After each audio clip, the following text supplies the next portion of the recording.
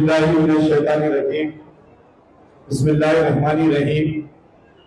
Stage पर तशरीफ फरमा मोहतरम जनाब आमिर अली खान साहब, एडिटर सियासत उर्दू डेली, मोहतरम मजीदुल्लाह खान फरक साहब, सदर मजलिस बचाओ तहरीक, बिरादरम राशिद खान साहब, सेक्रेटरी तेलंगाना प्रदेश कांग्रेस कमेटी, मोहतरमा उस्मा शाकिर साहिबा, member Telangana commission for minority, Telangana commission women commission, जनाब सैयद मुस्तफा महमूद साहब, जनरल सेक्रेटरी मजलिस बचाओ तहरीक, और आज की महफिल के रोहे रवा जनाब एम.ए. रहमान साहब, founder president Telangana association for protection of child rights.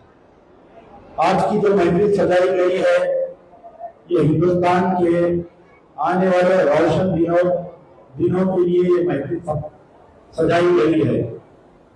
आपको मालूम है कि हालिया जो कोविड आया था, ये कोविड आने के बाद से यानी कोविड फेज 1 फेज 2 के बाद में जो हालात पैदा हुए, खास तौर पर पुराने शहर में, कि माँ बाप ये सोचने पे मजबूर हो गए कि अगर किसी को 4 बच्चे हैं तो किसी 2 को पढ़ाना, किसी 2 को घर में बिठाना।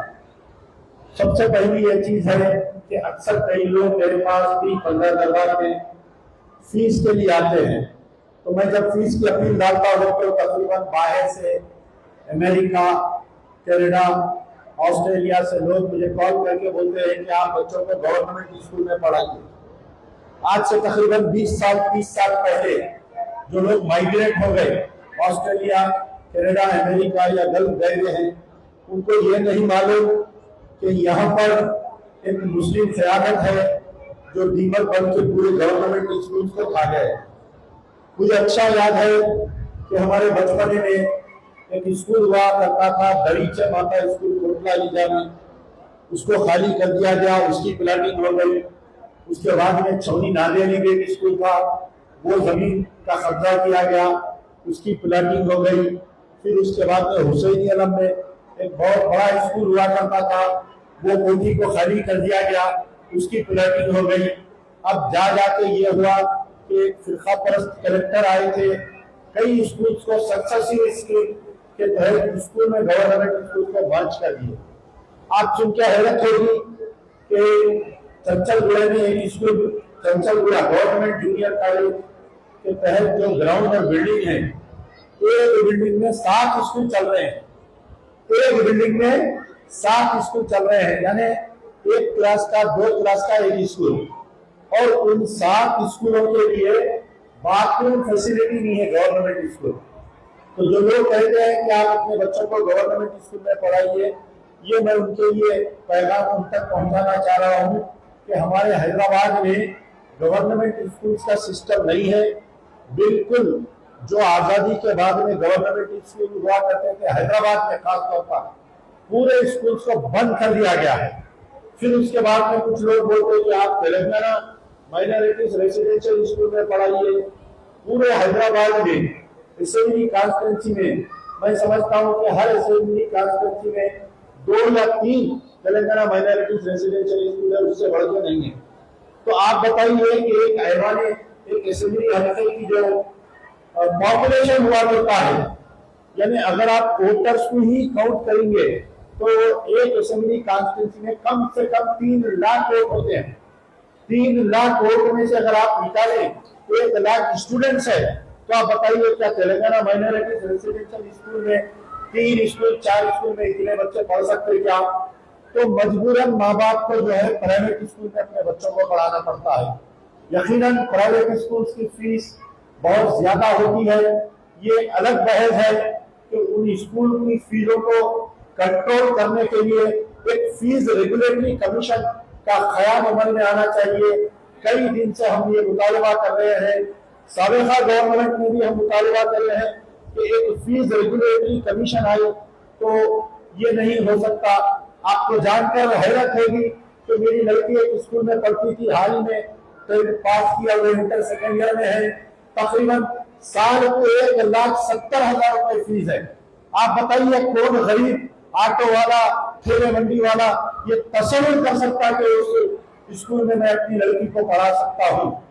कई लोग आते हैं प्रजा दरबार में कि भाई फीस पर, तो ये सबसे ज्यादा 2000 जब 2019-20 में कोविड आया था, कोविड आने के बाद में मुझे अच्छी तरीके से याद है कि एक लड़की ने 10th पढ़ा, उसको डिसकंटिन्यू कर दिया। एक लड़का इंटर फर्स्ट ईयर में है, माँ बाप फीस नहीं दे सक रहे, उसका डिसकंटिन्यू हो गया। मेरे पास ऐसे केसेस है, हाफिज बाबा नगर में 5 लड़कियां हैं, एक बाप को उसको कैंसर हो गया, उसके 5 के 5 लड़कियां जो है स्कूल को नहीं जा रहे हैं।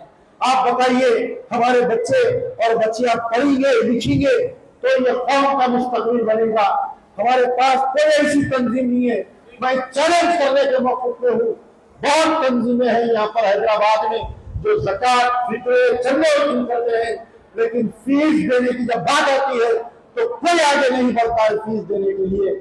अगर कोई लोग है तो जो अगर कोई दे रहे हैं बच्चों को पढ़ा रहे हैं तो मखसूस अपने हाशिए के, उनके मुलाजिमीन के, उनके रिश्तेदारों के बच्चों को पढ़ा रहे हैं।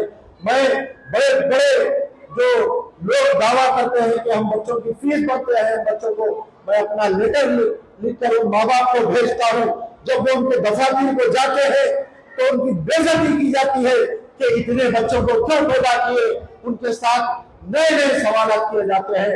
माँ बाप शर्मिंदा होकर आंखों में आंसू लेकर आते हैं, वापिस मेरे पास कहते हैं खान साहब अगर आपसे कुछ हो सकता है तो आप करिए, वरना उन जलील लोगों को हमारे उनके सामने हमको मत भिजाइए। ये पूछ रहे हैं कि तुमने बच्चों को क्यों पैदा किया। तो आप बताइए आज सबसे बड़ा अगर मुसलमानों का, हिंदुस्तान में अगर सबसे बड़ा अगर कोई मसला है मुसलमानों का, तो माँ बाप फीस नहीं दे सक रहे हैं, माँ बाप फीस नहीं दे सक रहे हैं। ऐसी सूरत में 2018 में अब्दुल रहमान ने काम चालू किया था कि अपने गली के 4-5 बच्चों की फीस ये पेशे से कॉन्ट्रैक्टर है, अल्लाह ताला ने उनके पैसों में इतनी बरकत दी। 2018 में पहले 10 बच्चों से शुरू किए, 100 बच्चे हैं, 200 बच्चे हैं, 300 बच्चे हैं, और अल्लाह ताला 2026 में आज 5000 बच्चों को Telangana association for protection of child right पढ़ा रही है। ये वो आप सोचिए अगर आपके पास 4 बच्चे हैं, महीना होता है, माँ बाप वाइफ हस्बैंड में बीवी शोहर में बहस तकरार चालू हो जाती है। माँ जब स्कूल में जाती है उसके बच्चों को नील डाउन करवाया जाता है, दूध में ठहरा दिया जाता है। हाफिज बाबा नगर जहां पर यह दावा किया जाता है कि चंद्रायन गुट्टे में 20,000 बच्चों को फ्री तालीम दी जाती है, उसी चंद्रायन गुट्टे के एक स्कूल का बच्चा ने सुसाइड कर लिया। किस लिए सुसाइड किया कि बाप उसका ऑटो ड्राइवर है, फीस देने के मौके में नहीं है, बच्चे को धूप में ठहरा दिया गया था, बच्चा खामोशी से आया, दरवाजा बंद कर दिया और फांसी ले लिया। 2 साल पहले का वाकया है, कोई बड़ा वाकया नहीं सुना रहा हूं मैं। बड़ी बड़ी बातें की जाती है कि 17,000 करोड़ की जमात है। आप बताइए, मैं चैलेंज कर रहा हूं उस कायद को कि तुम व्हाइट पेपर जारी करो, बच्चों के नाम, उनके आधार कार्ड जारी करो। अगर तुम वाकई 20,000 बच्चों को पढ़ाए हैं, नहीं तो मैं हमारे अब्दुल रहमान के पूरे 5,000 बच्चों के नाम, उनके आधार कार्ड मैं देने के लिए तैयार हूं। आओ, अगर इस चैलेंज को तुम कबूल करते हैं तो मैं अपनी तरफ से चैलेंज को ये पेश करता हूं। आप बताइए 17,000 करोड़ की जमात का दावा और कौम आज यह हालत है। आज जितने बच्चे यहाँ पर बैठे रहे हैं, कई उनके वालिदैन कैंसर पेशेंट है, टीबी पेशेंट है, किडनी फेलियर पेशेंट है, जिस माँ बाप को डेली अल्टरनेटिव डायलिसिस में रखा गया है। आप बताइए उन बच्चों ने अपना डायलिसिस करवाएगा या वो अपने बच्चों को तालीम देगा? बताइए आज ऑटो ड्राइवरों की क्या हालत है आपको नहीं मालूम। मेरे गले रख के रोते हैं ऑटो ड्राइवर आके, कहते हैं खान साहब गैस का रेट बढ़ गया, हम ऑटो का EMI नहीं दे सक रहे, हम ऑटो पे 300 रुपए रोजाना नहीं दे सक रहे, कहां पर हम घर का किराया नहीं दे सक रहे। आप बताओ बच्चों को कहां पर पढ़ाना? बताइए 25 साल 60 साल की खयानत अगर गवर्नमेंट स्कूल की जान बिछा दिया जाता पूरे उसमें, तो आप बताइए अगर गवर्नमेंट स्कूल की जान बिछा दिया जाता गली गली गवर्नमेंट स्कूल डाल दिया जाता। तो आज बतलाओ, ये माँ बाप क्यों महरूम हो, बताओ। 7 साल में आपने क्या किया, ये मेरा सवाल है। 31 दिसंबर 2025 के दिन भवानी नगर में एक दीनी मदरसे का जलसा हुआ। इस शहर के मेंबर ऑफ पार्लियामेंट को उस दीनी जलसे में बुलाया गया। उस दीनी जलसे से इस मेंबर ऑफ पार्लियामेंट ने अब्दुल रहमान का नाम लेकर ये धमकी दी कि अगर तुम स्कूलों में बच्चों को पढ़ाएंगे तो मैं तुमको दे दूंगा। उसके बाद में एक सदरघाट पुलिस स्टेशन में कंप्लेंट दिया गया एमएलए मलकपेट के लेटर हेड पे कि ये गुंडागर्दी कर रहा है।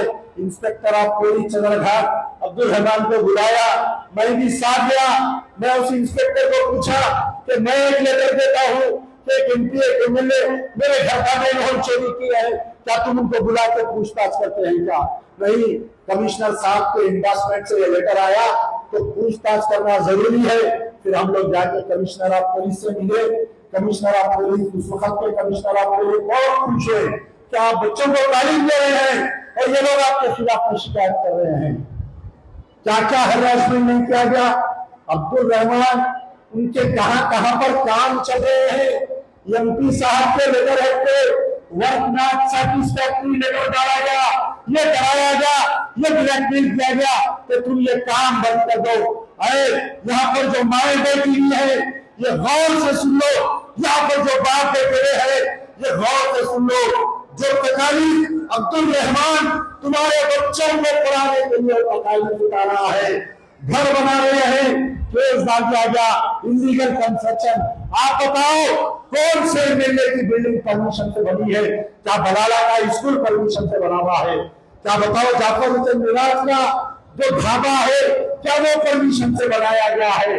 और सोशल मीडिया पे अब्दुल रहमान की दूसरी शादी हो गई, अब्दुल रहमान शराब पीता, अब्दुल रहमान चोर है। यकीनन अगर इन बच्चों को पढ़ाने के लिए अब्दुल रहमान ये तकालीफ उठा रहा है तो अल्लाह ताला अब्दुल रहमान को जज़ाए खैर देगा। इन बच्चों को पढ़ाना मसखरापन नहीं है, ये बहुत आसान बात नहीं है। अरे माओ सुन लो, तुम जब भी नमाज पढ़ोगे, जब सजदे में जाओगे, तुम अपने बच्चों के लिए दुआ करोगे तो अब्दुल रहमान की सेहतयाबी के लिए दुआ करना ये तुम्हारा फर्ज है कि अब्दुल रहमान ने तुम्हारे बच्चों की जिम्मेदारी ली है। मैं बैठा हुआ था ऑफिस में, नई ऑफिस बनाए, बहुत जबरदस्त नई ऑफिस बनाए। मैं गया था देखने, तकरीबन 200-300 बुरखापोश खवातीन बैठे हुए हैं। एमपी साहब के पेट में मौत क्यों हो रही है कि ये जो 5000 बच्चे पढ़ रहे हैं इनके 4000 पेरेंट याफत पूरे के हैं। 4000 इंटू 2 8000 हो, 4000 इंटू 4 20,000 हो। अरे अमजदुल्लाह खान को 20,000 वोट दिया अब्दुल रहमान, पेट में दर्द चालू हो गई। चलो लड़ना लिखो, कामों के बिना रुकाओ। मैं दावे के साथ कह सक रहा हूं कि तकरीबन 4 से 5 करोड़ रुपए के बिल रुका है अब्दुल रहमान की। कोई छोड़ने वाला नहीं। मंदिर बचाओ तहरीक की खयानत इतनी कमजोर नहीं, तुम्हारे जीवदान पर बखल के बिल देना मेरे को आता है। हम ले सकते हैं, हम भी इंक्वायरी होने दो, जो भी बात निकलेगी। अच्छा, अब्दुल रहमान आरटीआई एक्टिविटी है, मैं आपसे जिक्र किया था तो जो एमपी फंड एमएलए फंड बंदिया फंड में जो घपले हो रहे हैं, इंशाल्लाह थोड़े दिन में उसकी भी प्रेस कॉन्फ्रेंस होगी, उसके ऊपर भी हम बहुत बड़ी मीटिंग करने वाले हैं। बोलो खैर बहरहाल ये कोई जज्बाती तस्वीर नहीं बल्कि मेरे दिल की दर्द थी जो आपके सामने सुना रहा हूं। मेरे पास आते हैं, अरे जो बिलो पावर्टी लाइन है, मैं उनका वीडियो बना के उनकी अपील करके उनकी मदद कर रहा हूं। अरे वो मिडिल क्लास फैमिलीज कहां पर जाएंगे बताओ, जिनका ना मैं वीडियो बना सकता हूं, ना मैं जिनकी फोटो डाल सकता हूं। अरे वो बच्चों को कहां पर पढ़ाएंगे आप बताओ। आज जो लोग आते हैं, मैं जब अब्दुल रहमान के ऑफिस में बैठा हुआ था, एक बाप अपने 2 बेटों को लेकर आया फूल के हार के साथ, कहने लगा कि मेरे बच्चे पूरा 5th क्लास से लेकर 10th क्लास तक पढ़े हैं। 2 जवान बच्चों को लेकर आया और आंख में आंसू आकर ये कह रहा था कि रहमान भाई ये आपकी बदौलत है कि जो बच्चे 10th पास कर रहे हैं, इन बच्चों के सर पे आप हाथ रखो। मैं बेहतरीन से बेहतरीन इंटर कॉलेज में पढ़ाना चाह रहा हूँ, आप इंटर की भी जिम्मेदारी लो। इस साल से जो बच्चे इंटर में पढ़ रहे हैं उनकी भी जिम्मेदारी ली गई है। जो 2018 में हम जो बच्चों को 5th क्लास में अडॉप्ट किए थे, जो 2026 में 10th पास हो गए हैं, उन बच्चों को इंटर में भी हम लोग फीस दे रहे हैं। बड़ी खुशी हुई। यकीनन उस दिन मरहूम खैर गाजी मिल्लत अलहाज मोहम्मद अमानुल्लाह खान बहुत याद आ गए, आंख में आंसू आ गए कि वो अक्सर कहा करते थे और गवर्नमेंट स्कूल में वे लड़ते थे, ऐवान असेंबली में लड़ते थे, हुकूमतों में लड़ते थे, जहाँ के गाजी मिल्लत को मिल रहे थे। जाओ जाकर देखो ईदी बाजार में कितनी बड़ी बिल्डिंग बनी हुई है, बाहर में जाओ जाकर देखो कितनी बड़ी गवर्नमेंट स्कूल की बिल्डिंग है। रियासत नगर जाओ, चाहे हाफिज बाबा नगर जाओ, चाहे शफीक कॉलेज में जाओ, उन्होंने ये कोई मतभेद नहीं किया कि मैं सिर्फ मुसलमानों के बच्चों को पढ़ाऊंगा। उन्होंने जाकर मुसलमानों के बच्चों को भी पढ़ाया, वही गैर मुस्लिम के साथ भी लाल दरवाजे में स्कूल बनाया, बालागंज में स्कूल बनाया, इलाहाबाद में स्कूल बनाया। अरे आप कहां पर है बताइए? आपके एमएलए को, आपके एमपी को प्लाटिंग से फुर्सत ही नहीं है। अब कल 2 दिन पहले मेंबर ऑफ पार्लियामेंट गया प्रेस कॉन्फ्रेंस पे कह रहे हैं कि एसआईआर। हाँ, अब आया वो पहाड़ के नीचे, अब आया वो पहाड़ के नीचे। अब बगल के जिसके पेट में दर्द है अजवाम खाना, बाबा आपके पेट में दर्द, आपके बोगस और निकल जाएंगे पूरे। आप परेशान हैं कि मैं एमपी कैसा बनूंगा, मैं एमएलए कैसा बनूंगा। मैं चैलेंज कर रहा हूं, अगर वोटर लिस्ट सुधार दी गई और इलेक्शन हुआ तो इंशाल्लाह मजलिस बचाओ तहरीक को 2 एमएलए मिलेंगे। मैं चैलेंज करने के मौके ये बोगस और ये मरहूम आके और डाल रहा, ये नांदेड़ वाला आके और डाल रहा, ये परवनी वाला आके, याकूबपुर में जब इलेक्शन हो रहा था आटो बंद भर के आ रहे थे, ये कानून ये पुलिस सब भी गए थे। उस दिन अमजदुल्ला खान तनाव तकदीर लड़ता रहा अल्लाह के भरोसे। मैं सलाम करता हूँ वो 45,000 याकूबपुरे के वोटरों को कि तुमने मुझे वो ताकत दी। आज मैं चीफ मिनिस्टर के पास जाता हूँ या डायरेक्टर जनरल ऑफ पुलिस, मेरे पीछे वो ताकत है। खैर टेक्निकली तुमने मुझे हराया। 5 साल ख्वाबों की जिंदगी में कोई मायने नहीं रखते। 3 साल गुजर गए, 2 साल में अल्लाह ताला आपके चहीते अमजदुल्ला खान पैरवाने असेंबली में भेजेगा। मैंने वादा किया था, इलेक्शन में वादा किया था कि याकूबपुरे में गवर्नमेंट मेडिकल कॉलेज डालूंगा, याकूबपुरे में एक ऐसा हॉस्पिटल डालूंगा वो जो सिर्फ खाली खवातीन का रहेगा।